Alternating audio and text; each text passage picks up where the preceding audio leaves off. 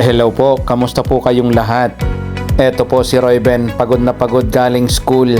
Nagagalit po sapagkat sabi ko ay kailangan niyang sumama sa amin. Ang sabi ko po ay tumawag yung aking isang kabarkada at kailangan po niya ng tulong kaya dapat naming puntahan.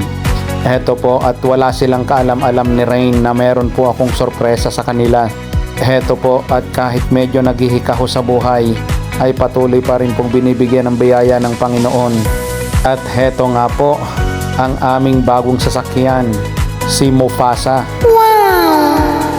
Pagdating po sa sasakyan ay hilig talaga naming mag-asawa ang kulay itim.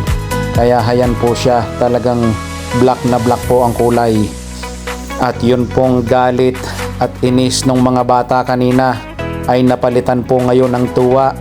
Heto nga po at sinubukan na rin ni Royben na umupo sa loob. Yan daw ang kanyang pwesto. At heto naman po ang aking future driver. Ayan, sumubok na rin umupo sa unahan. No, Kamal, your reaction?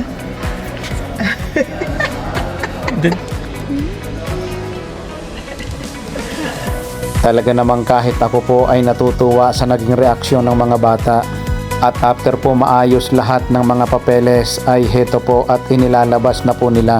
At ayan na nga po ang Peugeot 3008 GT 2025 model. At after po nilang mailabas ay heto, ako naman po ang magdadrive sapagkat akin na pong iuuwi ito. Maraming salamat po sa inyong panonood sa aking short video. Hanggang sa muli po. God bless po sa ating lahat.